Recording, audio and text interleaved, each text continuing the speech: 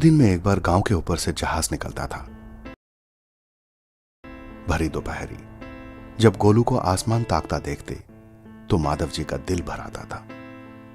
बाप ने सारी जिंदगी ट्रैक्टर चलाए तो क्या, बेटा एक दिन जहाज जरूर चलाएगा, ठान लिया था उन्होंने। गोलू और राखी पिछले 3 सालों से अपने मामा के पास शहर में रहकर पढ़ रहे थे। फीस भारी थी, लेकिन माधव जी की मेहनत और हौसले के आगे हल्की लगती थी।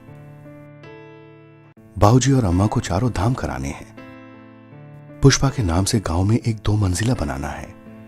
गोलू का पायलट और राखी का डॉक्टर बनना तो तय है। उनके लक्ष्य साफ थे, पर सपनों की इस इमारत में दूरदर्शिता की नींव नहीं थी। मैंने माधव जी से मिलकर उन्हें जीवन बीमा के महत्व समझाने की कोशिश की। माधव जी, मन ही मन आप जानते हैं कि आपकी जिंदगी सिर्फ आपकी अपनी नहीं है, उनसे 5 और जिंदगियां जुड़ी हैं। आज आप अपनी मेहनत और लगन से अपने सपनों को साकार करने की राह पे हैं। भगवान न करे अगर कल कोई अनहोनी हो गई तो। आज जीवन बीमा को अपनाकर, अपना दोस्त बनाकर आप अपनी जिंदगी के सपनों को पूरा करने की गारंटी कर सकते हैं।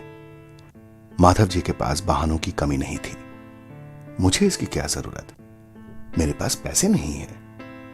बहुत बहाने बनाने के बाद मेरी बातों को ठीक से समझे बिना शायद पीछा छुड़ाने के लिए उन्होंने जेब से कुछ पैसे निकालकर मुझे दिए। कुछ औपचारिकताएं पूरी की और जीवन बीमा को अपना दोस्त बना लिया।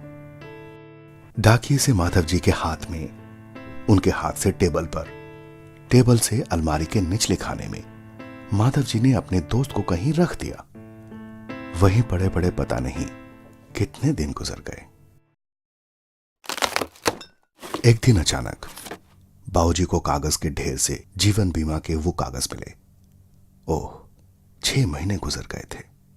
काला चेहरा, कमजोर शरीर और इस बूढ़े पिता की आंखों में भर आई पानी का कारण वही दीवार पर था। इस घर का पालनहार हमेशा के लिए जा चुका था। घर की हालत ने 70 साल के इस बुजुर्ग को फिर से काम में झोंक दिया था।